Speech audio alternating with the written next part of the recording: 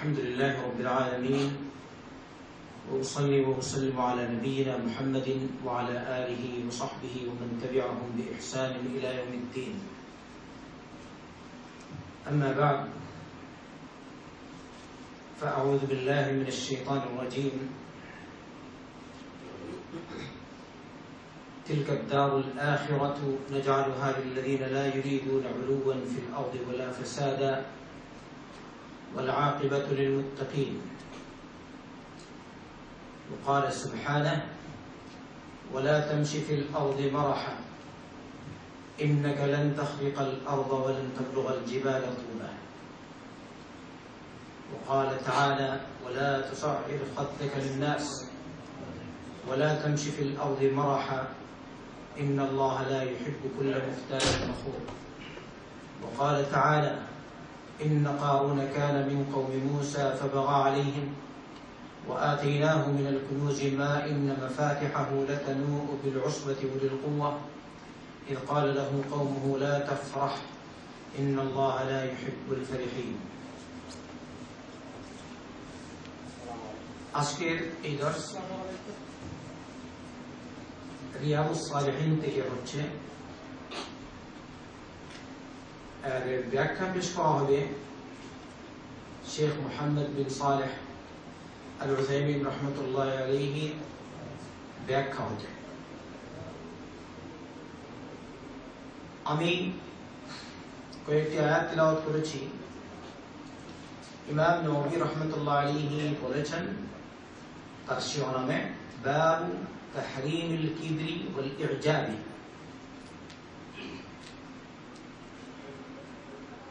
কিবির বড়ত্ব করা বড়ত্ব ভাব অহংকার করা হারাম ওয়াল ইজাব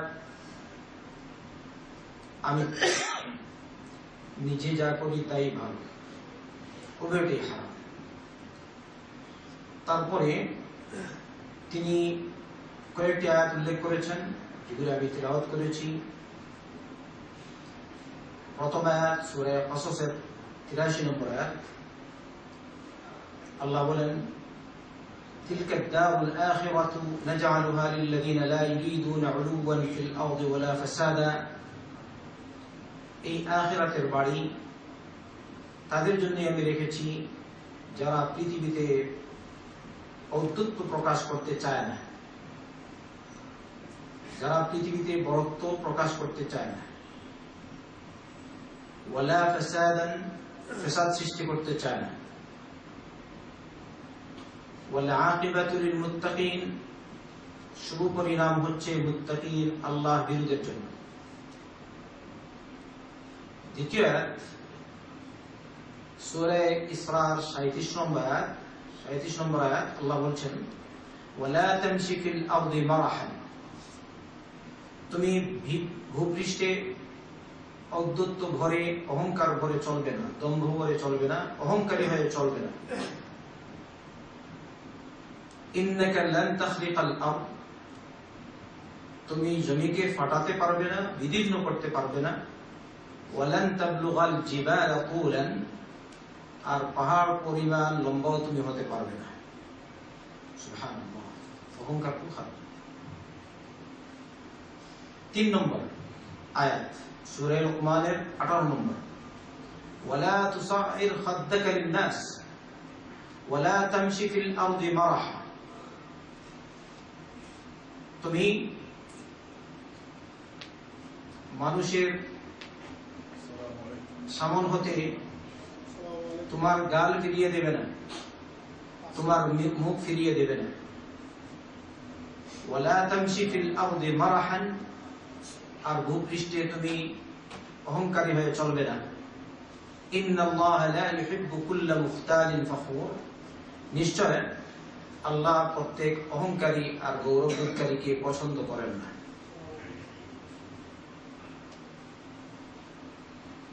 এরপরে যে আয়াত এখানে কয়েকটি আয়াত সূরা কাসাসের 86 নম্বর থেকে ইন্না কারুনা কানা মিন কওমি মূসা ফাবাগা আলাইহিম কারুন মুসা আলাইহিস সালামের সম্প্রদায়ের অন্তর্ভুক্ত ছিল, সে তাদের উপর জুলুম নির্যাতন করলো।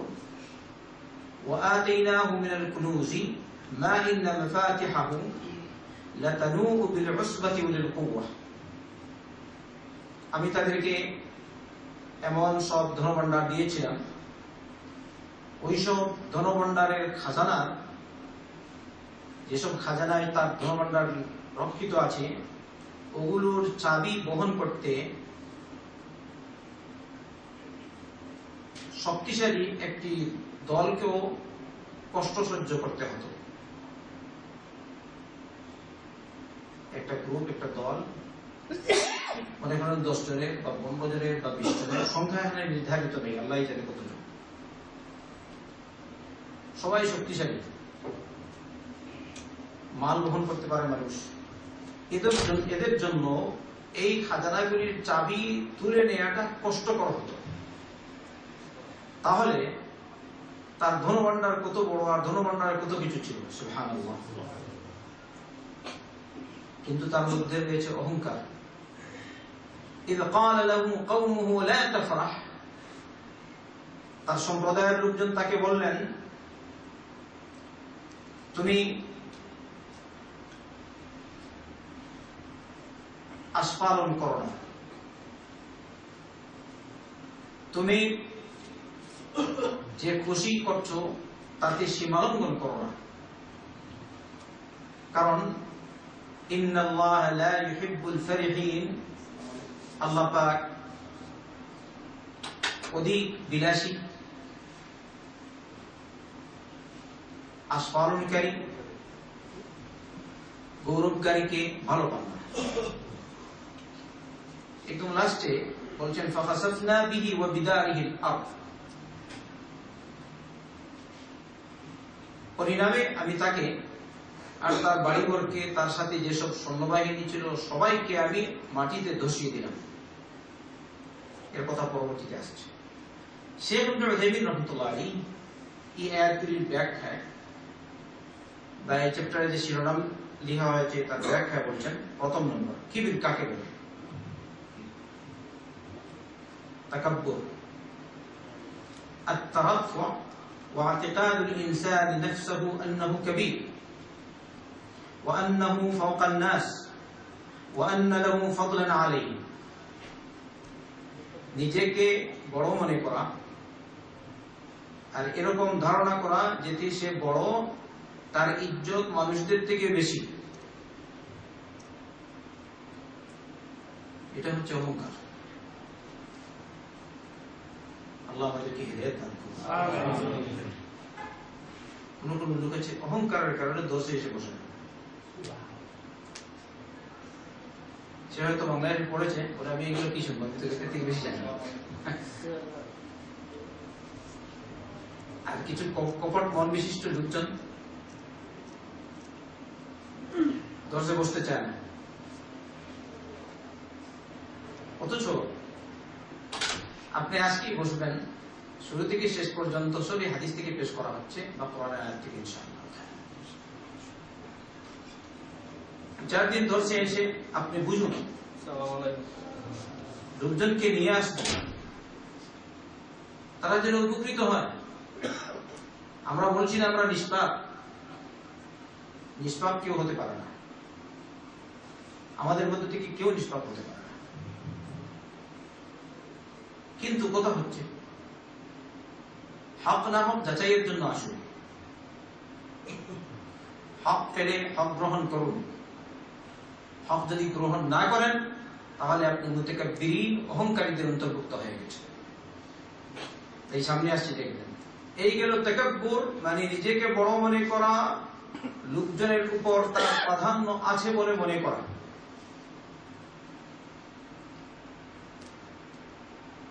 আর এর থেকে এসছে কবির। কবির কাকে বলেন? বড় না, আল্লাহু আকবার, আল্লাহ সবার উপর। এই তাকাব্বুর, এই গুণটি হবে একমাত্র রব্বুল আলামিনের। আল মুতাকাব্বির একমাত্র কে? আল্লাহ, কোন সৃষ্টি হতে পারে না। আরেকটা হচ্ছে ইরজাব। ইরজাব, ইমাম নববী রাহমাতুল্লাহ আলাইহি কিবরের সাথে ইরজাব শব্দ উল্লেখ করেছেন আরবিতে। ইজাবের অর্থ শেখ রাহিমাহুল্লাহ বলছেন, মানুষ তার নিজের আমলকে দেখবে, দেখে নিজের আমলকে পছন্দ করবে, মনে করে আমি তো অনেক কাজ করেছি। তাই এতে এসে গেছে আত্মমর্যাদাবোধ। এই আত্মমর্যাদাবোধ ও জায়েজ না। তাই ইজাব হচ্ছে কাজে, আর তাকাব্বুর হচ্ছে নিজের মনে মনে মনে বড় মনে করা। আর ইজাব আত্মম্বরিতা, এটা হচ্ছে মানুষ তার কাজ দেখবে, দেখে মনে করবে আমি খুব ভালো কাজ করেছি। উভয়ই ঠিক না।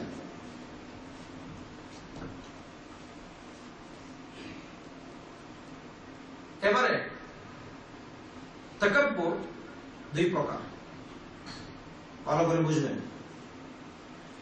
আল কিবরু নওয়ানি, কিবরুন আলাল হাক্কি ওয়া কিবরুন আলাল খালকি। এক তাকাব্বুর হলো হকের ক্ষেত্রে, আর আরেক তাকাব্বুর হচ্ছে সৃষ্টির ক্ষেত্রে। এবারে হক মানে কি? সত্য। আর হকের বিপরীত অসত্য, বাতিল। তাই হক যদি মানুষ হক পায় আর কবুল করে, তাহলে এই অবস্থায় এটাকে তাকাব্বুর বলবে না। কিন্তু যদি হক পায়, হক কবুল না করে, তাহলে হয়ে যাবে তাকাব্বুর। আল্লাহ রাসূল সাল্লাল্লাহু আলাইহি ওয়াসাল্লাম তাকাব্বুরের সংজ্ঞা নিজেই পেশ করেছেন। সামনে একটা হাদিস আসছে, ওই হাদিস থেকে আপনারা জানতে পারবেন ইনশাআল্লাহ পরবর্তীতে। কিন্তু এখানে উল্লেখ করছেন যে তাকাব্বুর যে দুই প্রকার তা জানার জন্য আল্লাহ রাসূল সাল্লাল্লাহু আলাইহি ওয়াসাল্লাম বলেছেন, আল কিবরু বাতারুল হাক্কি ওয়া গামতুন নাস। তাকাব্বুর বা কিবর হচ্ছে হক কবুল না করা, হককে প্রত্যাখ্যান করা। দ্বিতীয় নম্বর ওয়া গামতুন নাস, মানুষকে তুচ্ছ ভাবা। আরেকজনকে দেখলে ও আলেম, কিন্তু তার কাছে পছন্দনীয়, ও আর কি, খবরদার, এরকম করতে নেই। আর যদি কোনো মানুষকে আপনি তুচ্ছ ভাবেন অথবা লাঞ্ছিত করেন, এবারে যদি রব্বুল আলামিন আপনাকে মাফ না করে, অথবা যাকে লাঞ্ছিত করলেন সে যদি আপনাকে মাফ না করে, তাহলে কাল কিয়ামতের দিন আল্লাহ পাক আপনাকে এর কারণে লাঞ্ছিত করবেন। তাহলে আমি বলি, দুনিয়ার লাঞ্ছনা বড় না আখিরাতের লাঞ্ছনা বড়? আর হয়তো আপনি তাকে লাঞ্ছিত করলেন, যেহেতু তার পাওয়ার কম, শক্তি কম, দল কম, দল ছোট, বাহ্যতই শক্তি কম, যার ফলে আপনি তাকে লাঞ্ছিত করলেন। কিন্তু কাল কিয়ামতের দিন তোমাকে কে ঠেকাবে? তোমাকে রক্ষা করবে কে? তাই আল কিবরু বাতারুল হাক্কি ওয়া গামতুন নাস, হক প্রত্যাখ্যান করা, হককে গোপন রাখা, আর লোকজনকে ছোট ভাবা, এই হচ্ছে তাকাব্বুর। ইবনে উযায়মিন রাহমাতুল্লাহ বলছেন, এক ব্যক্তিকে বলা হলো, মাযা তারান নাস, তুমি মানুষদেরকে, লোকজনকে কি ভাবো বলো তো? লোকজনকে কি রকম ভাবো? সে বলছে, লা আরাহুম ইল্লা মিসলাল বাউদ, এইসব লোকজনকে আমি একটু মশার মতো মনে করি। তখন তাকে বলা হলো, ইন্নাহুম লা ইয়ারাউনাকা ইল্লা কাযালিক, তুমি যেভাবে তাদেরকে মনে করো এরকম তারাও তোমাকে মনে করে মশা। কারণ তুমি যেভাবে তুচ্ছ ভাবছো তাদেরকে, তারাও এরকম তুচ্ছ ভাবছে। আপনি বড়ত্ব দেখালেন, আপনি এক মজলিসে গেলেন, বড় আওয়াজে কথা বলছেন, কেউ কথা বলছে না, খামোশ, কিন্তু তাদের মনে মনে আছে এই লোকটি ভালো না। এরকম হয় কিনা? আপনার সামনে কিছু বলতে পারছে না, ভয় পাচ্ছে, যদি বলি তাহলে সে আমাদেরকে লাঞ্ছিত করবে, তাই তারা কিছু বলছে না, কিন্তু মনে মনে আছে কিছু খারাপ, দেখো কিরকম বক্তব্য প্রকাশ করছে। আচ্ছা, আরেকজনকে বলা হলো, মা তারান নাস, তুমি মানুষকে কিরকম ভাবো? সে বলল, লোকজন সবাই আমার থেকে বড়, আমার থেকে ভালো। সুবহানাল্লাহ, ভালো লোকের পরিচয়টা। আপনি কেমন বলুন তো? আপনি ভালো না ওরা ভালো? আমরা তো অনেকেই হয়তো ওনারা কি বলো, আমি তো 1 নম্বর। ভালো করে বুঝার দরকার, তুমি 1 নম্বর না 2 নম্বরটা তোমার থেকে বেশি কে জানে? আল্লাহ জানে। তাই তুমি বলো আমি নম্বর বলতে পারো, আমি আল্লাহ মাফ করবো বাস। হ্যাঁ, কিছু বিধান পালন করে যাই না, আল্লাহ কবুল করবো কিনা যদি করেন। কিন্তু বলো না ওরা ভালো না, ওরা আমার কাছে না, কার কাছে? আল্লাহর কাছে। আমি কেন বলবো? ওই মানদণ্ড আমার কাছে নেই।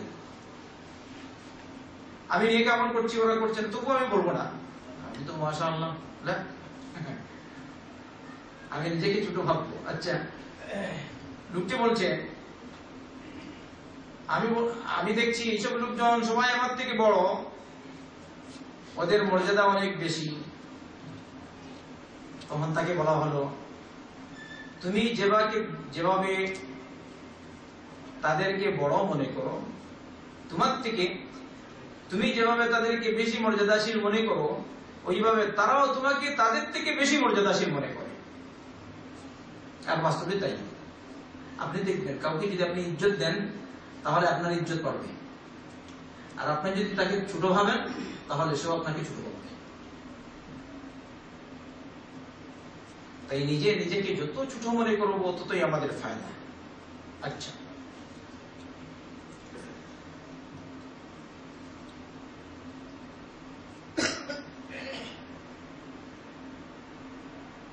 এবারে হক প্রত্যাখ্যান করা।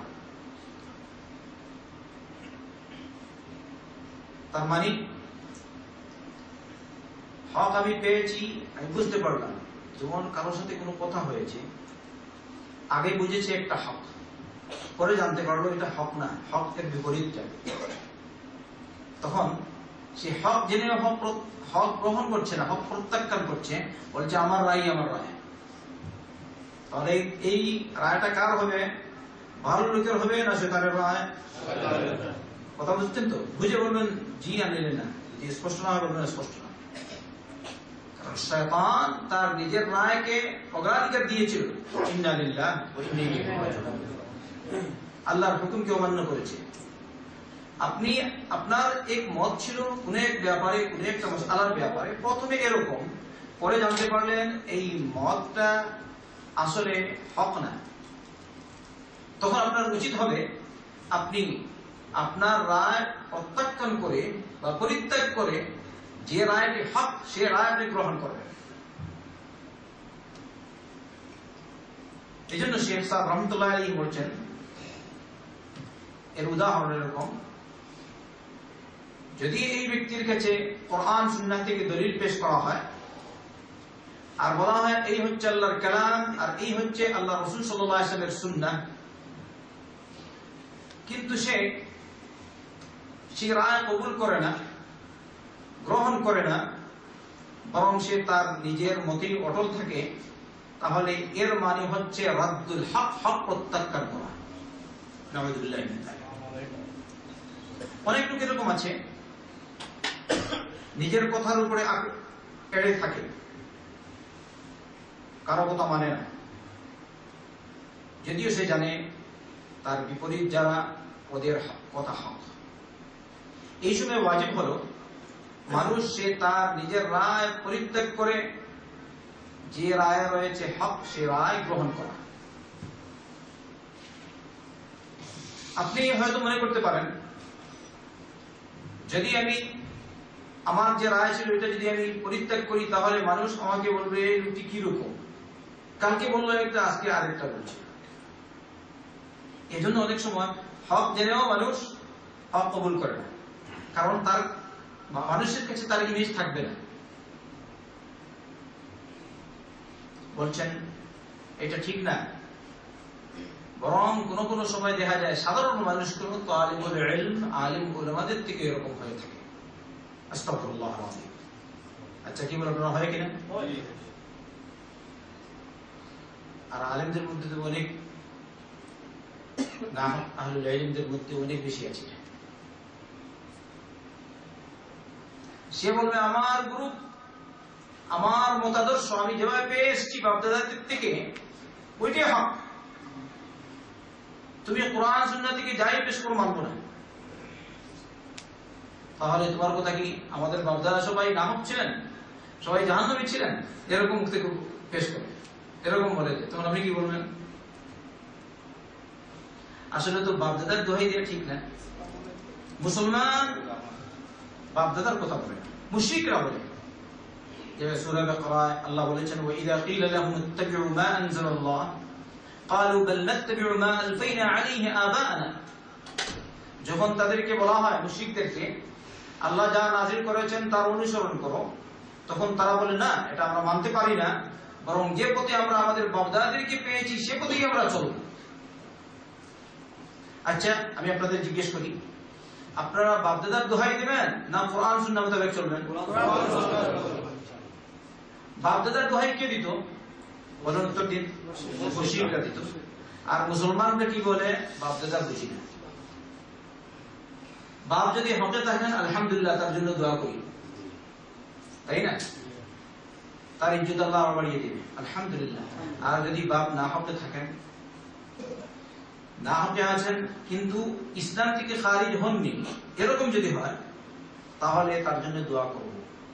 আর যদি ইসলাম থেকে খারিজ হয়ে যান, বের হয়ে যান, এরকম হক পরিত্যাগ করেছেন, তাহলে তার জন্য দোয়া করতে নেই। যদি বাপ শিরক করে থাকেন, শিরকে আকবার, বড় শিরক, মা যদি বড় শিরকে লিপ্ত থাকেন, তাহলে এই অবস্থায় তাদের জন্য দোয়া জায়েজ না। ভালো করে বুঝবেন। মা কানা লিন নবী ওয়াল্লাযীনা আমানু আন ইস্তাগফিরু লিল মুশরিকিন ওয়ালাউ কানু উলি কুরবা মিন বা'দি মা তাবায়্যানা লাহুম আন্নাহুম আসহাবুল জাহিম। সূরা তাওবা আল্লাহ পাক বলেন নবীর জন্য জায়েজ না, শুভনীয় না, ইমানদারদের জন্য শুভনীয় না, জায়েজ না।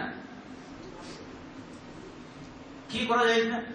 আইয়াস্তাগফিরু লিল মুশরিকিন, মুশরিকদের জন্য ক্ষমা প্রার্থনা করা। তাই তোমার বাপ যদি মুশরিক হয়, সরাসরি কবর পূজারী হয়, সরাসরি দুর্গা পূজারী হয়, সরাসরি বাবা পূজারী হয়, সরাসরি পীরের সামনে সিজদা করে, এরকম হয়, সরাসরি মুশরিক, বাবার নামে দাদার নামে নজর নিয়াজ পেশ করে, বাবার কাছে গিয়ে কিছু প্রার্থনা করে, এটা হচ্ছে সরাসরি শিরকে আকবার। এরকম অবস্থায় যদি আপনার বাপ থাকে, আপনার মা থাকে, আর এই অবস্থায় শিরকে আকবর অবস্থায় তারা মারা যায়, তাহলে তাদের জন্য আল্লাহর দরবারে ক্ষমা প্রার্থনা চেয়ে দোয়া করা জায়েজ না। স্পষ্ট কিনা? আল্লাহ বলছেন মা কানা লিন নবী ওয়াল্লাযীনা আমানু আন ইস্তাগফিরু লিল মুশরিকিন ওয়ালাউ কানু উলি কুরবা। এইসব মুশরিক যদি তোমার নিজের আত্মীয় হয়, নিকটতম ব্যক্তিত্ব হয়, তবুও তুমি তাদের জন্য দোয়া করতে পারবে না। হ্যাঁ নবী মুহাম্মদ রাসূলুল্লাহ সাল্লাল্লাহু আলাইহি ওয়াসাল্লাম, আপনিও দোয়া করতে পারবেন না। তাহলে যদি নবীর জন্য দোয়া করা না জায়েজ হয়, তাহলে আমাদের জন্য কি জায়েজ হবে? না। আচ্ছা মুহাম্মদ রাসূলুল্লাহ সাল্লাল্লাহু আলাইহি ওয়াসাল্লাম আবু তালিবের জন্য দোয়া করেছেন, শুনেন দোয়া করেছেন। প্রথমে যখন আবু তালিব মারা গেলেন, আল্লাহ রাসূল সাল্লাল্লাহু আলাইহি ওয়াসাল্লাম বললেন যতক্ষণ পর্যন্ত আল্লাহ আমাকে নিষেধ না করবে ততক্ষণ পর্যন্ত আমি আপনার জন্য দোয়া করব। পরে আল্লাহ নাযিল করলেন আয়াত, এই আয়াত। আর আরেকটা ইন্নাকা লা তাহদি মান আহবাবতা ওয়ালাকিন্নাল্লাহ ইয়াহদি মান ইয়াশা। হে নবী মুহাম্মদ সাল্লাল্লাহু আলাইহি ওয়াসাল্লাম, আপনি যাকে ভালো পান তাকে হেদায়েত দিতে পারেন না, আল্লাহ যাকে ভালো পায় তাকে হেদায়েত দেন। তাহলে হেদায়েতের মালিক আল্লাহ না আর কেউ? আল্লাহ। আল্লাহ না মুহাম্মদ রাসূলুল্লাহ সাল্লাল্লাহু আলাইহি ওয়াসাল্লাম? আল্লাহ। আল্লাহ না আবু বকর সিদ্দিক? আল্লাহ। আল্লাহ না উমর? আল্লাহ না আলী? আল্লাহ না উসমান? আল্লাহ না আব্দুল কাদের জিলানী? আল্লাহ না মুঈনুদ্দিন চিশতি? আল্লাহ না ফুলান না ফুলান না ফুলান না অমুক না অমুক? কে? আল্লাহ। তাহলে হেদায়েতের মালিক আল্লাহ। ইন্নাকা লা তাহদি মান আহবাবতা ওয়ালাকিন্নাল্লাহ ইয়াহদি মান ইয়াশা ওয়া হুয়া আ'লামু বিল মুহতাদিন। তুমি যাকে ভালো পাও তাকে হেদায়েত দিতে পারো না, আল্লাহ যাকে ভালো পায় তাকে তিনি তিনি হেদায়েত দেন আর তিনি বেশি জানেন কারা হেদায়েত প্রাপ্ত। সুবহানাল্লাহ। আল্লাহ তুমি আমাদেরকে হেদায়েত দাও। আমিন। অতএব আমার ভাইরা, হক জানলে হক কবুল করবেন, হক প্রত্যাখ্যান করবেন না। যারা হক জেনে বুঝে এরকম হক যদি প্রত্যাখ্যান করে তাহলে এদের মধ্যে পাওয়া গেছে তাকাব্বুর, আল কিবরু বাতারুল হাক্কি ওয়া গামতুন নাস। আপনি আলেম, কোন এক মাসআলা আগে জানতেন না, বুঝতেন না, আপনার পূর্ববর্তী আলেম ওলামা যারা ছিলেন ওদের কথা মোতাবেক আপনি চলেছেন, পরে জানতে পারলেন এই মাসআলায় তো আমার বাপদাদা বা আমার উস্তাদরা হকের উপর ছিলেন না। তখন আপনি আপনার আব্বা, আপনার দাদা, আপনার উস্তাদ, আপনার দাদা উস্তাদ, পরদাদা উস্তাদ এদের কথা পরিত্যাগ করে কোরআন এবং সুন্নাহকে গ্রহণ করবেন। আমরা সবাই জানি ইমাম আহমদ বিন হাম্বল রাহমাতুল্লাহ আলাইহি, ইমাম আহলুস সুন্নাহ ওয়াল জামাআহ। ওই মাযহাব মানুষ বলে না, কয়টা মাযহাব বলে? চারটে। এটা থেকে একটা আছে ইমাম হাম্বলি। এই হাম্বলি মাযহাব যা থেকে শুরু হয়েছে তিনি হচ্ছেন ইমাম আহমদ বিন হাম্বল রাহমাতুল্লাহ আলাইহি। কিন্তু তার মানে এটা নয় আমি যে বললাম আপনাদেরকে জানাবার জন্য যে আপনি একটা মাযহাব মেনেই চলতে হবে এরকম কিছু না, এটা অন্য আলোচনায় আসবে ইনশাআল্লাহ। দেখবেন তিনি কখনো কখনো একটি মাসআলায় তার কয়েকটা উক্তি আছে, এক বিষয়ে উক্তি কয়েকটা বলছেন। তাজিদু আন্না লাহু ফিল মাসআলাতিল ওয়াহিদাতি ফি বা'দিল আহইয়ানি আকসারা মিন আরবা'তি আকওয়াল। কখনো কখনো তুমি দেখবে ইমাম আহমদ রাহমাতুল্লাহ আলাইহির একটি মাসআলার ক্ষেত্রে 4টিরও অধিক উক্তি রয়েছে। কেন? তার মানে আগে বলেছিলেন একটা, পরে দেখলেন এর বিপক্ষে হচ্ছে দলিল আরেকটা, ওইটা গ্রহণ করে, পরে দেখছেন আরেকটা, ওইটা, পরে দেখলেন আরেকটা, ওইটা গ্রহণ করেছেন। সুবহানাল্লাহ। তাহলে হকপন্থী যারা ওরা অহংকার করে না। বিশেষ করে তুমি যদি আদর্শ পুরুষ হও তাহলে আগে তুমি একটা ফতোয়া দিয়েছিলে যেটা ছিল না হক, পরে জানতে পেরেছো এটা হচ্ছে না হক, তাহলে এই অবস্থায় তোমাকে বলে দেওয়া ওয়াজিব তো ওয়াজিব আরো বড় ওয়াজিব হবে, কারণ তোমাকে দেখে লোকজন কাজ করছে, আমল করছে। এবারে তুমি জেনে বুঝে যদি না হক পথে লোকজনকে রেখে যাও তাহলে যত লোক তোমাকে দেখে না হক পথে চলবে সবার গুনাহের সমান সমপরিমাণ গুনাহ তোমার গাড়ে চাপবে। সবাই বলি নাউযুবিল্লাহ।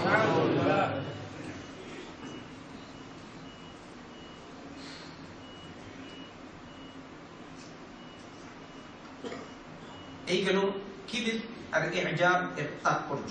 কিবির কাকে বলে? অহংকার। আর ইজাব আত্মম্বরিতা, নিজের আমলকে পছন্দ করা, এর মানে কি এ সম্পর্কে কিছু আলোচনা শেখ সাহেব রহমতুল্লাহ আলাইহি। তারপর বলছেন ইমাম নাওয়ী রহমতুল্লাহ আলাইহি এই অনুচ্ছেদে কয়েকটি আয়াত পেশ করেছেন। সবকটি আয়াতই বলছে তাকাব্বুর, অহংকার করা খারাপ।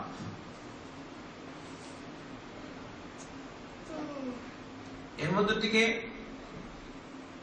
শেষ যে আয়াত তিনি উল্লেখ করেছেন তা হচ্ছে কারুন সম্পর্কে।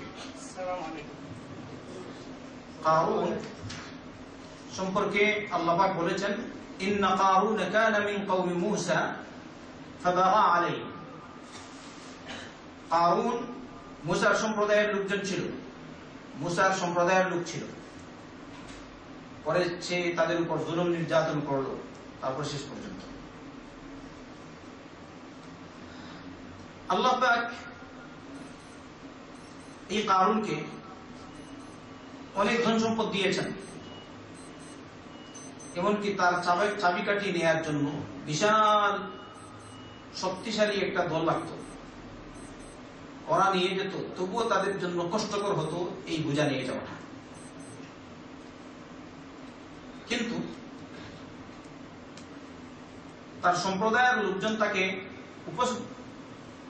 উপদেশ দিলেন, বললেন লা তাফরাহ বেশি খুশি করো না, অহংকার করো না, আস্ফালন করো না, বড়াই করো না, কারণ আল্লাহ পাক এসব লোকজনকে ভালো পান না। কিন্তু সে তাদের এই কথার উপদেশের জবাবে সে বলল, ইন্নামা উতীতুহু আলা ইলমিন ইনদি। আরে ভাই, এই যা পেয়েছি ওগুলোতে আমি আমার নিজ কর্তৃত্বে, নিজ জ্ঞান ব্যয় করে আমি পেয়েছি। বুঝেছে এখানে আল্লাহর দখল কি? লা হাওলা ওয়ালা কুওয়াতা ইল্লা বিল্লাহ। ইন্নামা উতীতু আলা ইলমিন ইনদি, জ্ঞান পেয়েছি আমি পেয়েছি, এতে আমার আল্লাহর কি আসছে? লা হাওলা ওয়ালা কুওয়াতা ইল্লা বিল্লাহ। আপনারা কি এরকম হবেন নাকি? আমরা এরকম হব? যাই পাই আমাদের কি কে দেয়? আল্লাহ। আপনি আগে ছিলেন গরিব, বর্তমানে আল্লাহ অনেক দিয়েছে, আলহামদুলিল্লাহ। কতটুকু? বেশিরভাগ। আল্লাহু আখরাজাকুম মিন বুতুনি উম্মাহাতিকুম লা তা'লামুনা শাইআন ওয়া জা'আলা লাকুমুস সাম'a ওয়াল আবসারা ওয়াল আফইদাতা লা'আল্লাকুম তাশকুরুন। সূরা নাহল। আল্লাহ তোমাদের মায়ের পেট থেকে তোমাদেরকে বের করেছে। যখন আল্লাহ বের করলেন ওই সময় লা তা'লামুনা শাইআন, তোমরা কিছুই জানতে না। আল্লাহ বললেন লা তা'লামুনা শাইআন, কিছুই জানতে না। তাই আমি বলি আল্লাহর কথা সত্য, আপনাদের বা অমুকের কথা বেশি সত্য? আল্লাহ আল্লাহু আখরাজাকুম মিন বুতুনি উম্মাহাতিকুম লা তা'লামুনা শাইআন। আল্লাহ তোমাদের মায়ের পেট থেকে তোমাদেরকে বের করেছে এমত অবস্থায় যখন তোমরা কিছুই জানতে না। লা তা'লামুনা শাইআন, মা ফি মালুম শাই। আপনাদের সহজ আরবি, ঠিক? মা ইয়াদি শাই, মা ফি মালুম শাই, লা তা'লামুনা শাই। এবারে মানুষ যে বলে আব্দুল কাদের জিলানী মায়ের পেট থেকে বের হয়েছেন 18 পারা হাফিজ হয়ে, এ কথা কি সত্য হচ্ছে না মিথ্যা? ভালো করে বলুন। আল্লাহ বলছেন কিছুই জানো না, আর ওরা বলে আব্দুল কাদের জিলানী মায়ের পেট থেকে বের হয়েছে 18 পারা হাফিজ হয়ে। এটা মিথ্যা হলো না সত্য হলো? তাহলে কার কথা সত্য? তাহলে তারা কিরকম বলে 18 পারা হাফিজ, আর কেউ কেউ বলে 18 পারা কুল্লু। ইন্না লিল্লাহি ওয়া ইন্না ইলাইহি রাজিউন। মুসিবা। আল্লাহ রাসূল সাল্লাল্লাহু আলাইহি ওয়াসাল্লাম মায়ের পেট থেকে বের হয়েছেন, কতটুকু জানতেন?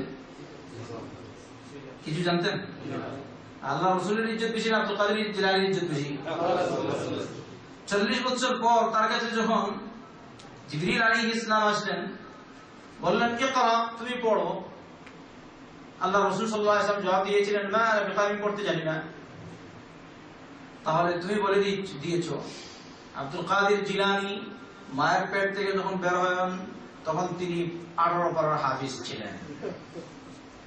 ইন্না লিল্লাহি ওয়া ইন্না ইলাইহি রাজিউন। কত বড় মুসিবত! এই আকীদা ঠিক করা দরকার। আল্লাহু আখরাজাকুম মিন বুতুনি উম্মাহাতিকুম লা তা'লামুনা শাইআন ওয়া জা'আলা লাকুমুস সাম'a ওয়াল আবসারা ওয়াল আফইদা। আল্লাহ তোমাদেরকে কর্ণ দিয়েছেন, শ্রবণ শক্তি দিয়েছেন, দৃষ্টি শক্তি দিয়েছেন, অন্তর দিয়েছেন, মন দিয়েছেন, বোধ শক্তি দিয়েছেন। কেন দিয়েছেন? লাআল্লাকুম তাশকুরুন, যেন তোমরা আল্লাহর শুকরিয়া জ্ঞাপন করো। আলহামদুলিল্লাহ। আল্লাহর শুকরিয়া জ্ঞাপন করবেন না? তাহলে কি বলছি বর্তমানে? বলছি আলহামদুলিল্লাহ। আল্লাহ শুকর। আমার কান কে দিল? চোখ কে দিল? মন কে দিল? দু হাত কে দিল? দু পা কে দিল? মাথাটা কে দিল? এইসব অঙ্গ প্রত্যঙ্গ নিজ নিজ স্থানে রেখেছেন, এটা কে করলো? হাত যদি পায়ের জায়গায় থাকতো, পা যদি হাতের জায়গায় থাকতো, তাহলে কিরকম চলতো? দু চোখ, তার দু চোখের জায়গায় যদি না থাকতো, পিছনে থাকতো, তাহলে চলতেন কিরকম? হ্যাঁ রে হ্যাঁ, কে করলো এগুলো? আপনি করেছেন? আব্দুল কাদের জিলানী করেছেন? আলী মুশকিল কুশা নবীদুল্লাহ আলী করেছেন? মুহাম্মদ সাল্লাল্লাহু আলাইহি ওয়াসাল্লাম করেছেন? তাহলে কে করলেন? আল্লাহ। আকীদা ঠিক আছে? সব কিছুর মালিক আল্লাহ। লা ইলাহা ইল্লাল্লাহ। কিন্তু কারুন সে অহংকার করে বলছে ইন্নামা উতীতুহু আলা ইলমিন ইনদি, এগুলো সব আমি আমার জ্ঞান অনুযায়ী পেয়েছি, আমি আমার অভিজ্ঞতা মোতাবেক পেয়েছি। ইন্না লিল্লাহি ওয়া ইন্না ইলাইহি রাজিউন। পরিশেষে রব্বুল আলামিন তার কথা বলছেন فما كان له من فئة ينصرونه من دون الله وما كان من المنتصرين وأصبح الذين تمنوا مكانه بالأمس يقولون ويك أن الله يبسط الرزق لمن يشاء من عباده ويقدر لولا أمن الله علينا لخسف بنا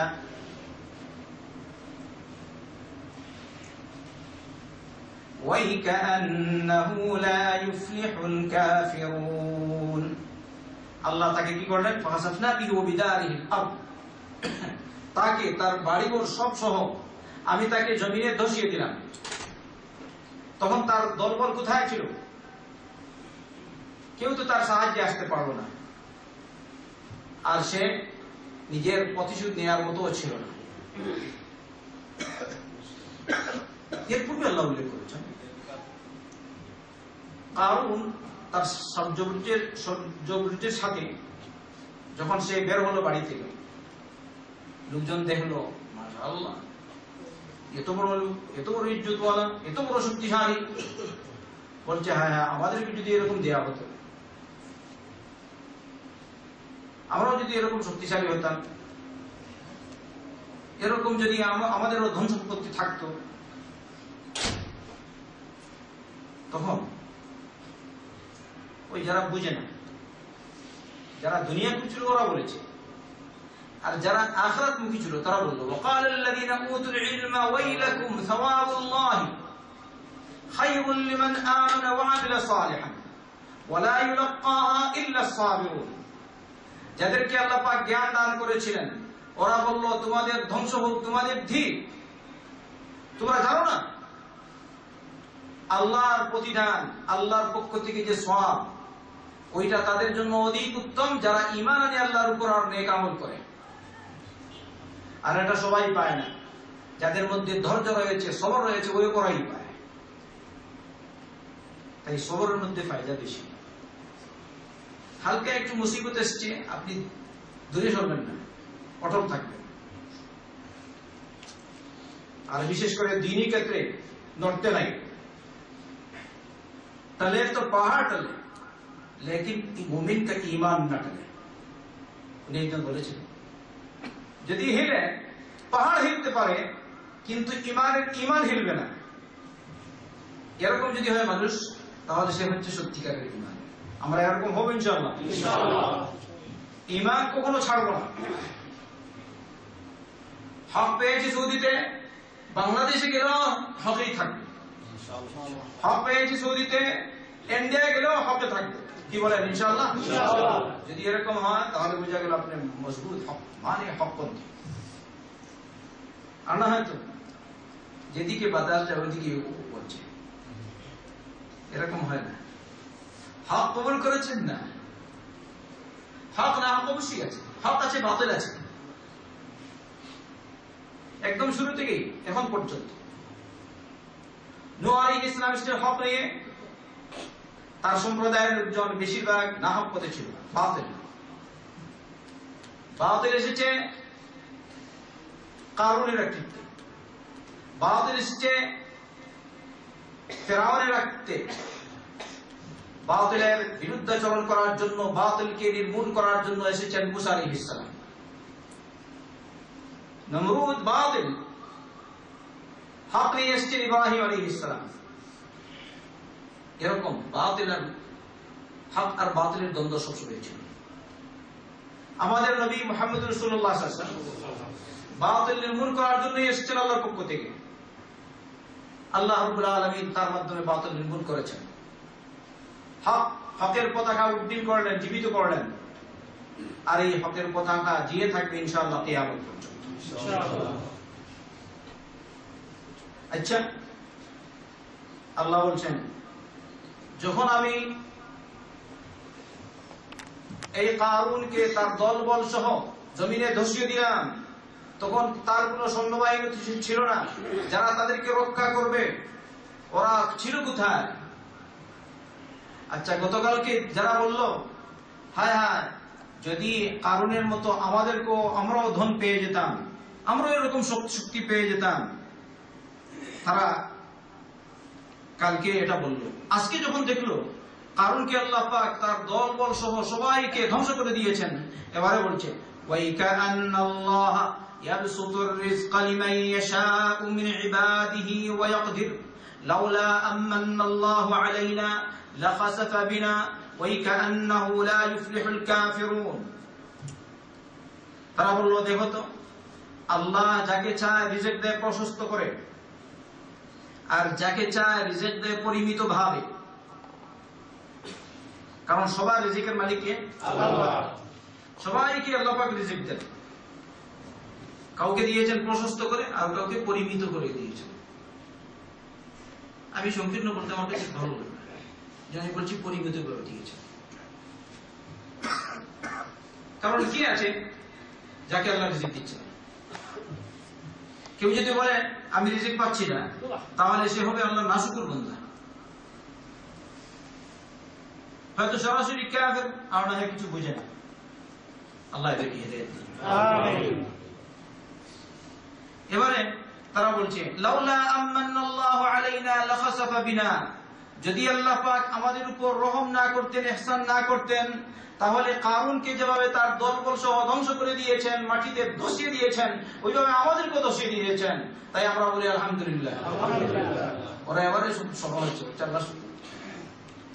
ওয়াইকান্নাহু লা ইফলিহুল কাফিরুন। শুনো, কাফেররা কখনো সফল হয় না, কিন্তু কালকে যখন দেখেছো ওর টাকা পয়সা বেশি, তখন ভুলে গেছি।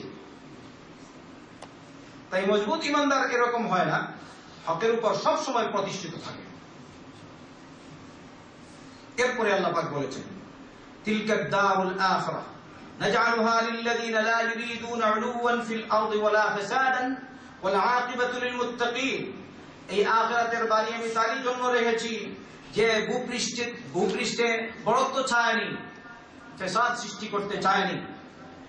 তাই আপনার মন যদি ভালো থাকে, ভালো অবস্থায় থাকেন, আল্লাহর বিধিবিধান মেনে চলেন, মুহাম্মদুর রাসূলুল্লাহ সাল্লাল্লাহু আলাইহি ওয়াসাল্লামের তরিকায়, তাহলে কাল কিয়ামতের দিন আপনার পরিণাম শুভ হবে, আপনি শুভ পরিণামের মালিক হবেন ইনশাআল্লাহ। এই যে বাড়ি এখানে বলা হয়েছে দারে আখিরা, শেষ ঘর, শেষ বাড়ি। আদম সন্তানের তিনটি বাড়ি আছে, বা তিনটি না, চারটি।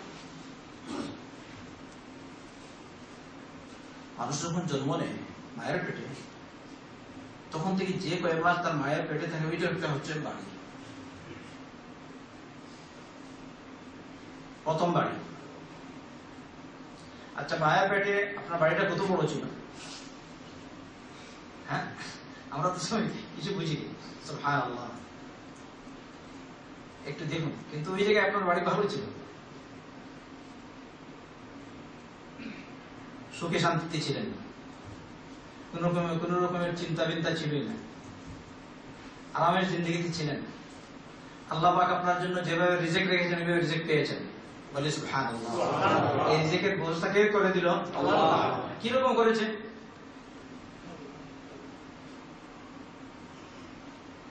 আপনি হয়তো আপনার বৈজ্ঞানিকদেরকে বলবেন, তারা বলবে এরকম এরকম এরকম, সাদা এরকম এরকম, অনেকটা তারা পেয়েছে। কিন্তু এগুলো করলো কে? আল্লাহ। এমনিতে হয়নি, আল্লাহ করেছেন। দ্বিতীয় নম্বর বাড়ি এই দুনিয়া। মায়ের পেট থেকে বের হলাম, প্রথমে কিছুই জানতাম না, কিছুই বুঝতাম না। আস্তে আস্তে করে আব্বু আম্মু শিখলাম, দাদা শিখলাম, দাদি শিখলাম, কাকা কাকি এরকম, ফুফু ফুফু এরকম বলে আস্তে আস্তে করে কথা বলা শিখছি। আল্লাহ এরকম করে করে এবারে বড় হলো, পরে অনেকটা শিখছে। আল্লাহ তাকে যতটুকু শিখাবার ততটুকু সে শিখেছে। এই গেল দ্বিতীয় ঘর। আরেক ঘর বারজাখ। মানুষ যখন মারা যাবে, তার মৃত্যু থেকে নিয়ে কিয়ামত পর্যন্ত যে জিন্দেগি সে পাবে তাকে বলা হয় দারুল বারজাখ। দার বারজাখ, বারজাখ মানে আড়, বুঝছেন তো? আর বুঝেন, একটা দেয়াল মনে করেন বাইরে। এই দুইটা জিনিসের মাঝে যে জিনিস দুনিয়া আর আখিরাতের মধ্যে, তাকে বলা হয় বারজাখ। আর লাস্টেরটা হচ্ছে দারে আখিরা, এটি হচ্ছে শেষ। এবারে মানুষ যখন কাল কিয়ামতের দিন উঠবে, ওই সময় দুই প্রকারের লোক থাকবে। যারা বদবখত,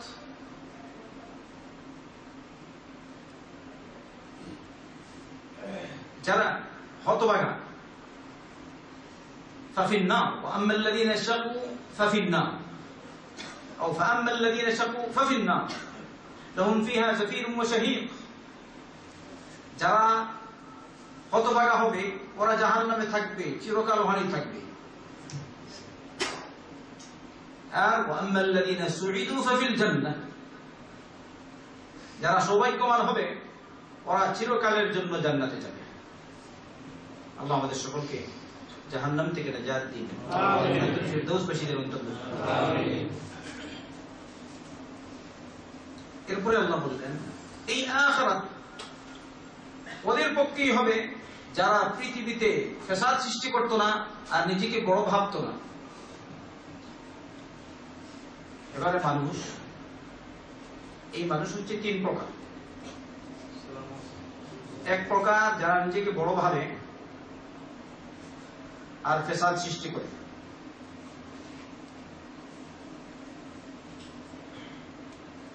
আর আরেক প্রকার যারা ফ্যাসাদ সৃষ্টি করার ইচ্ছাও করে না, বড়ত্ব ভাবে না, নিজেকে বড় ভাবে না।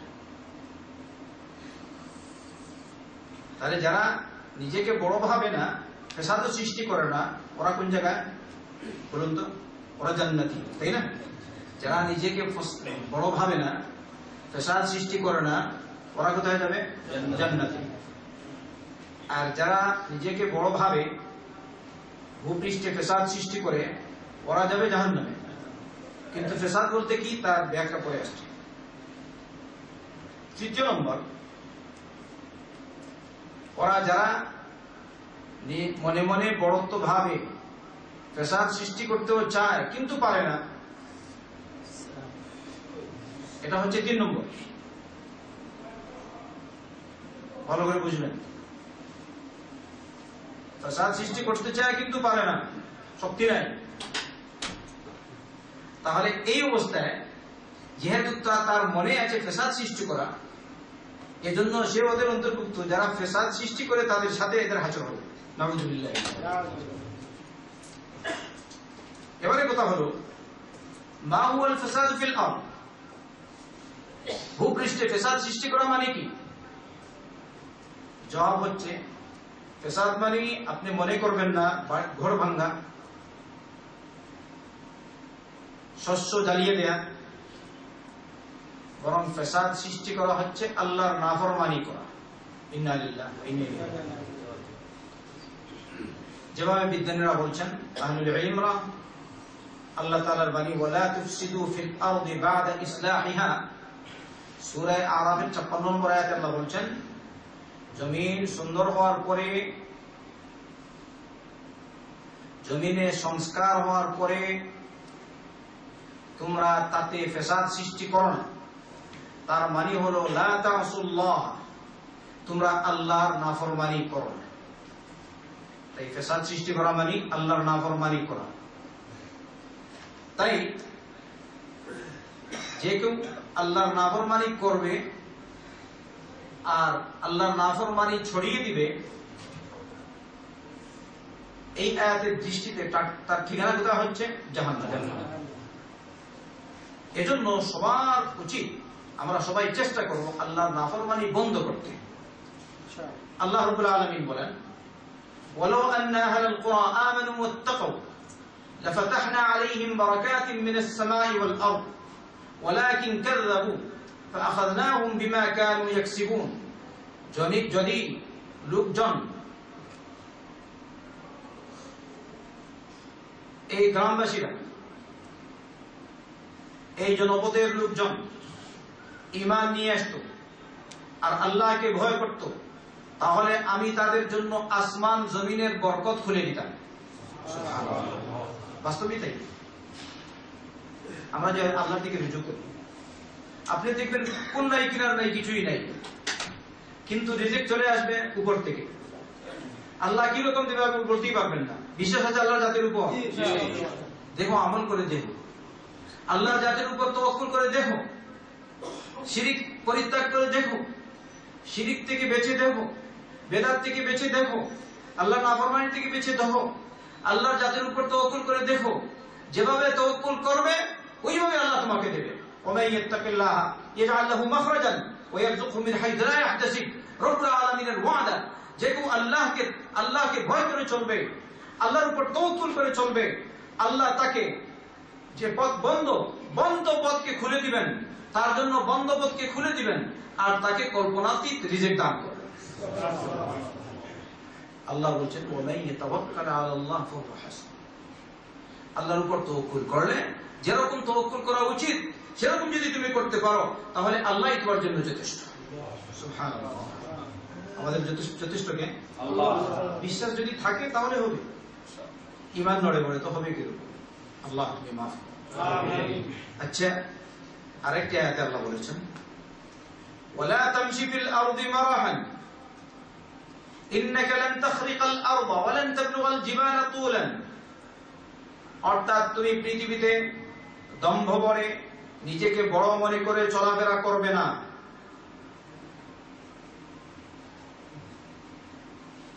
তুমি জমিকে ফাটাতেও পারবে না, আর দৈর্ঘ্যে পাহাড় পরিমাণে হতে পারবে না। তার মানে তুমি যতই বড় হও না কেন, فأنت لا تقدر أن تنزل في الأرض ولا تتباهى حتى تساوي الجبال। তুমি এতে সক্ষম নয় যে তুমি জমি ফেটে, জমি ছিঁড়ে তুমি নিচে চলে যাবে। এমনি ভাবে তুমি বড় হতে পারবে না এরকম যে লম্বা হতে হতে একদম পাহাড় সমান হয়ে গেছো, এরকম নেই। বরং তুমি হচ্ছে তুমি আনতা ইবনু আদম হাকিরুন দাঈফ। তুমি আদম সন্তান, ছোট, দুর্বল। আমরা একটু খেয়াল করে দেখি আমরা কত বড় শক্তিশালী। আল্লাহ বলেছেন খুলিকাল ইনসানু দাঈফা, মানুষকে আমি দুর্বল করে সৃষ্টি করেছি। যত বড়ই শক্তিশালী হোক, জ্বর হয় তোমার শক্তি যায় কই? বলেন তো যায় কই? জ্বর হয় কিনা? বড় শক্তিশালী হক হগন, মিস্টার হক হগন, মিস্টার পারফেক্ট, মিস্টার অমুক, মোহাম্মদ আলী ক্লে, শক্তি গেল কই? বড়াই গেল কই? কয়েক বছর দেখিয়ে দিলে আমি একদম চ্যাম্পিয়ন, পরে তোমার চ্যাম্পিয়নশিপ যায় কই? তুমি যদি শক্তিশালী হতে তাহলে এই তোমার চ্যাম্পিয়নশিপ যায় কোথায়? তাহলে সব ক্ষমতার মালিক আল্লাহ, একমাত্র আল্লাহ। তুমি কিছুই না, তোমাকে আল্লাহ বা কিছু দিনের জন্য দিয়েছে। একজন আলিমকে দেখেছি, তিনি বলেছিলেন মানুষ মশা থেকেও দুর্বল। আপনি বলবেন কিরকম? তিনি বললেন দেখো, ঠান্ডার সিজন, ঠান্ডাকালে তুমি ঘুমাও, কম্বল গায়ে দিলে একটার পর আরেকটা, একটু বেশি কম হলে আরো জিয়াদা। মশার কয়টা কম্বল লাগে? উত্তর দিন। কয়টা লাগে? 2টা 3টা 4টা 5টা 10টা না। বরং সে এই সুযোগে এসে দেখবে আপনাকে কিরকম আপনার বিরুদ্ধে আপনাকে আক্রমণ করতে পারে। এই সুযোগ করছে, আবার এসে আপনার বিরুদ্ধে আক্রমণ চালায় কিরকম? আগে থেকে আপনি সজাগ না ঘুমন্ত আছেন, আগে তাকে সে দেখে শুধু এসেই আপনার কানে এসে টন করে আওয়াজ দেয়। সত্য না মিথ্যা? আমি কি দিয়েছি? আন্তা মওজুদ, সে দূরে চলে যায়। ঘুমিয়ে আছো, এসে আস্তে আস্তে সুইটাও নিয়ম মতো ঢুকায়। সুবহানাল্লাহ। তাহলে তুমি দুর্বল নাও দুর্বল,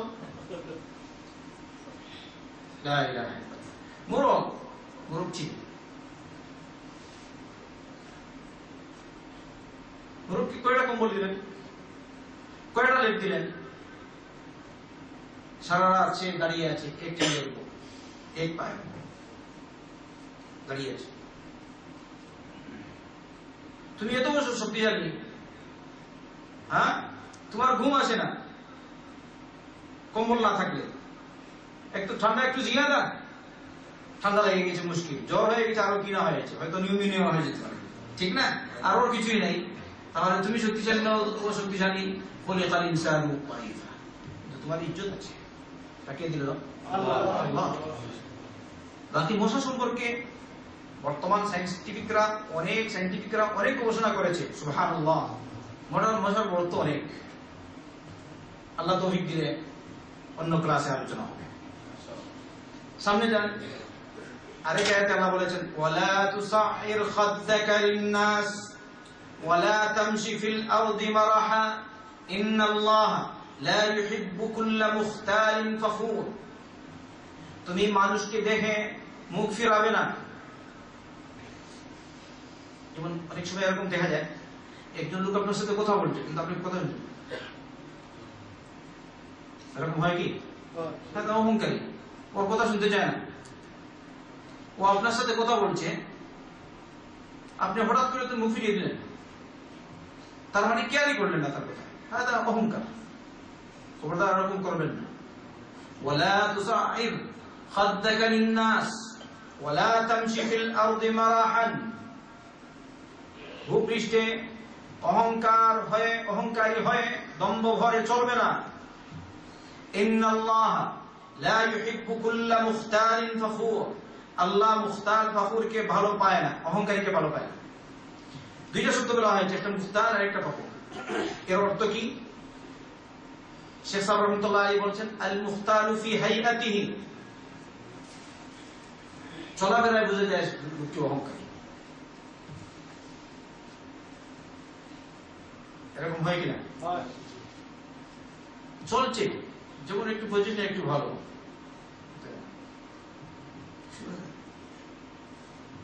স্বাভাবিক অবস্থায় চলতে পারে, কিন্তু সে বাবার কি না হয়ে গেছে, কি ইজ্জতি আমি তোমার। আজকে তুমি ইজ্জতের মালিক, কালকে হয়তো তোমার ইজ্জত নাও থাকতে পারে।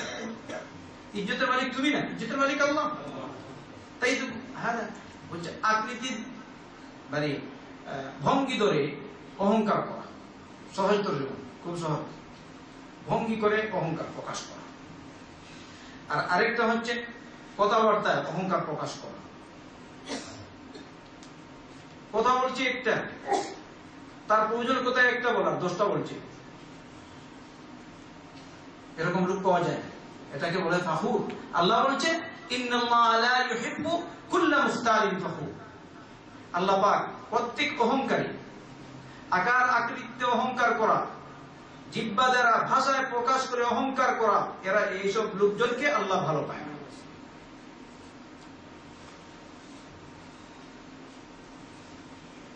আল্লাহর কাছে দোয়া করি, আল্লাহ আমাদেরকে হিদায়াত দান করুন, আমিন।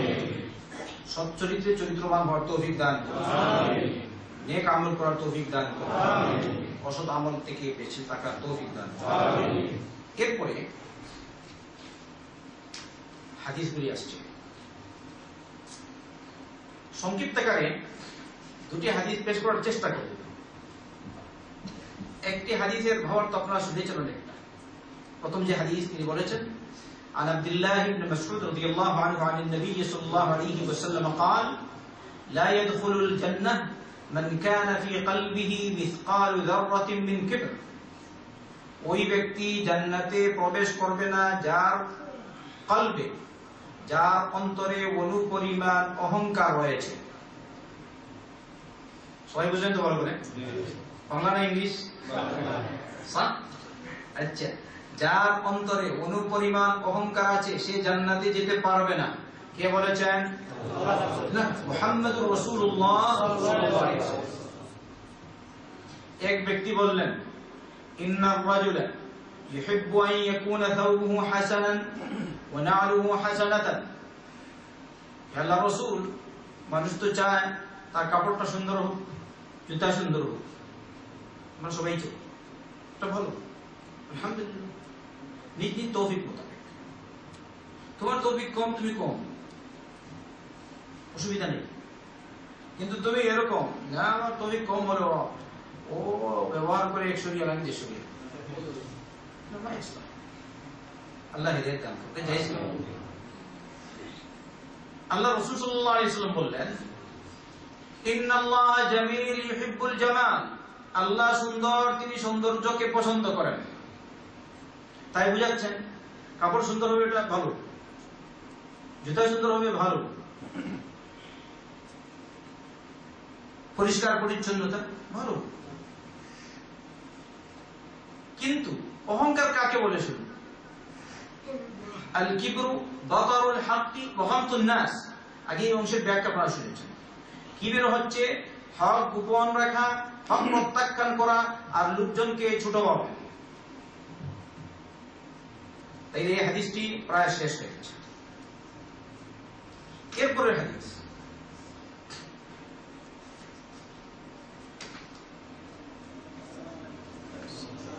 عن سلمة بن الأكوع رضي الله عنه أن رجلا كان عند رسول الله صلى الله عليه وسلم بشماله فقال كل بيمينك قال لا أستطيع قال لا استطعت ما منعه إلا الكبر قال فما رفعها إلى فيه رواه مسلم سلمة بن الأكوع رضي الله عنه বলেন এক ব্যক্তি আল্লাহ রাসূল সাল্লাল্লাহু আলাইহি ওয়াসাল্লামের কাছে বাম হাত দিয়ে খাচ্ছিল, শিমাল মানে বাম হাত।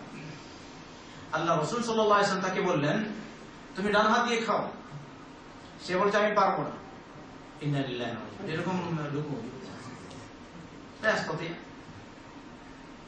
আল্লাহ রাসূল সাল্লাল্লাহু আলাইহি ওয়াসাল্লাম বললেন লাস্তাতা, তুমি পারবে না, অর্থাৎ বদুয়া দিলেন লাস্তাতা, খালাস। কিন্তু সে ডান হাত দিয়ে খায়নি, তার কারণ হচ্ছে অহংকার। আমি তোমার কথা মানব না, আমি আমার কথাই চলছি, আস্তাগফিরুল্লাহ। আর এই যে লোক যদি স্বেচ্ছায় এরকম করে তাহলে মুনাফিক হতে পারে। বলেছে মুসলমান কিন্তু ভিতরে ঈমান নেই। আমরা নবী করিম সাল্লাল্লাহু আলাইহি ওয়াসাল্লাম নির্দেশ দিবেন, সে অমান্য করতে পারে? লা হাওলা ওয়ালা কুওয়াতা ইল্লা বিল্লাহ। ফামা রাফা'আহা ইলা ফি, পরে সে তার হাত আর মুখে তুলল না। এই হাদিসে শেখ সাহেব রহমাতুল্লাহ আলাইহি বলছেন ফালাম্মা ক্বালা লাস্তাতা'ত,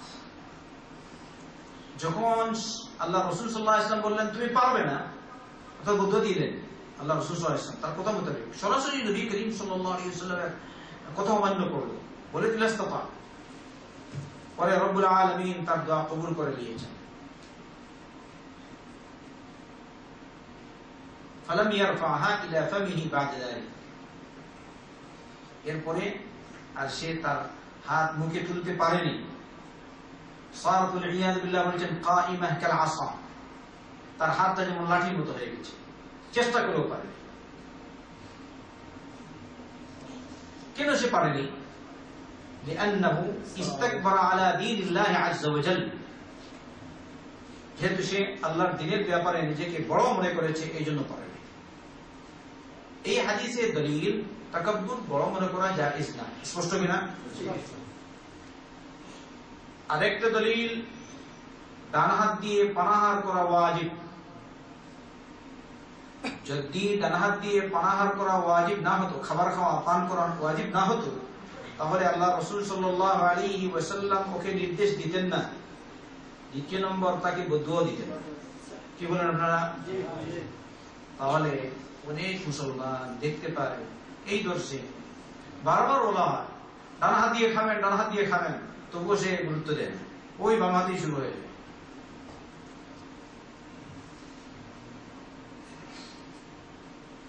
তো এই বাম হাত দিয়ে খাওয়া হারাম, যদি কেউ এরকম করে গুনাহগার হবে। এজন্য নবী করিম সাল্লাল্লাহু আলাইহি ওয়াসাল্লাম বলেছেন لا يأكل أحدكم بشماله ولا يشرب بشماله أو لا يأكل أحدكم بشماله ولا يشرب بشماله فإن الشيطان يأكل بشماله ويشرب بشماله তোমাদের কেউ যেন বাম হাত দিয়ে পানাহার না করে, কারণ শয়তান বাম হাত দিয়ে পানাহার করে। সেদিন ওই বিলাল ফিলিপস একটা ওই বক্তব্য দেখলাম, তিনি তার ভাষায় বক্তব্য করছেন, ডক্টর বলছেন লোকজন দিয়ে বাম হাত দিয়ে খায়।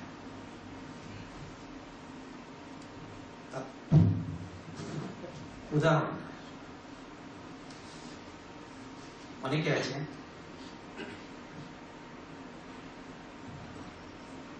ডান হাত দিয়ে খায় না, বাম হাত এরকম নেয় আর এরকম ধরে, তাই না? তো বলেন তুমি যে এরকম করলে খেলে কোন হাত দিয়ে? আপনার উত্তর দিন, এরকম করলে খেলে কোন হাত দিয়ে? বাম হাত দিয়ে। আচ্ছা, এরকম যদি সে ডান হাত সরিয়ে নেয় এই জিনিসটা করবে? বাম হাত সরিয়ে নিলে পড়ে যাবে, তাহলে খেলে কোন হাত দিয়ে? খুব সুন্দর উদাহরণ দিয়েছে। বলছে তুমি এরকম খাচ্ছ, আর এরকম সেটা সরিয়ে দাও, পড়ে যাবে। নাসআলুল্লাহ আসসালামাতা ওয়াল আফিয়া। অতএব সুন্নতের উপর আমল করুন। আপনি বলবেন না এটা মেলা হয়ে যাচ্ছে, কি মেলা? একটু করেই আপনার খাবার, আপনি এখন খাচ্ছেন, মেলা হচ্ছে কিনা? আপনি আঙ্গুল চাটছেন, ময়লা চাটছেন কিনা? একটু সময়ের জন্য কি হয়ে যাবে, কি ময়লা হয়ে যাবে, কি পরিবেশ দূষণ হয়ে যাবে, কি হয়ে যাবে? আপনার যুক্তি ভালো না নবী করিম সাল্লাল্লাহু আলাইহি ওয়াসাল্লামের ফরমান ভালো? তাহলে আপনারা আজ থেকে নবী করিম সাল্লাল্লাহু আলাইহি ওয়াসাল্লামের সুন্নতের উপর আমল করবেন ইনশাআল্লাহ। সবাই আমল করবেন, আল্লাহ আপনাদের সবাইকে তৌফিক দান করুন। আর আমার অহংকারীদের অন্তর্ভুক্ত হয়ে যাবে, আল্লাহ আমাদেরকে হেদায়েত দান করুন। اللهم اغفر لنا ولوالدينا ولجميع المسلمين الأحياء منهم والميتين برحمتك يا أرحم الراحمين. اللهم أرنا الحق حقا وارزقنا اتباعه وأرنا الباطل باطلا وارزقنا اجتنابه. আল্লাহ তুমি আমাদেরকে মাফ করো, আমাদের মা বাবাদেরকে মাফ করো, আল্লাহ আমাদের মুসলিম শাগিরদেরকে মাফ করো, নিকটাত্মীয় দূরাত্মীয় সমস্ত মুসলমানদেরকে মাফ করো, সারা দুনিয়ার মুসলমানদেরকে মাফ করো, জিন্দা মুর্দা সবাইকে মাফ করো। তুমি আমাদেরকে হেদায়েত দান করো, আমাদেরকে ইলমে নাফি দান করো, উপকারী ইলম দান করো, ইলম মোতাবেক আমল করার তৌফিক দান করো, ইলম প্রচার করার তৌফিক দান করো। আল্লাহ তুমি আমাদের সকলকে হেদায়েত দান করো, হেদায়েত কবুল করার তৌফিক দান করো। আল্লাহ তুমি আমাদেরকে মুতাকাব্বিরিন অহংকারীদের অন্তর্ভুক্ত করো না। আল্লাহ যারা তোমার কথা তোমার বিধান শুনে বিধানের উপর আমল করে তুমি আমাদেরকে তাদের অন্তর্ভুক্ত করো। আল্লাহ তুমি আমাদেরকে দুনিয়া আখিরাতের কল্যাণ দাও, জাহান্নাম থেকে নাজাত দাও, কবর আযাব থেকে নাজাত দাও। আল্লাহ তুমি আমাদের সকলকে তোমার দ্বীনের আহ্বায়ক হিসেবে কবুল করো। আল্লাহ তুমি আমাদের সকলকে তোমার দ্বীনের আহ্বায়ক হিসেবে কবুল করো। আল্লাহ তুমি আমাদের সকলকে তোমার দ্বীনের আহ্বায়ক হিসেবে কবুল করো। আল্লাহ তুমি আমাদের সন্তান সন্ততিদেরকে নেক বানাও। আল্লাহ আমাদের সকলকে তোমার বিধিবিধান মেনে চলার তৌফিক দান করো। 5 ওয়াক্ত সালাত জামাতের সাথে আদায় করার তৌফিক দান করো। সুবহানাল্লাহ তুমি করার তৌফিক দাও। আমাদের কামাইয়ের মধ্যে বরকত দাও। আল্লাহুম্মা রাব্বানা আতিনা ফিদ দুনিয়া হাসানাহ وفي الآخرة حسنة وقنا عذاب النار. ربنا تقبل منا إنك أنت السميع العليم وتب علينا إنك أنت التواب الرحيم. اللهم صل وسلم وبارك على نبينا محمد وعلى آله وصحبه أجمعين.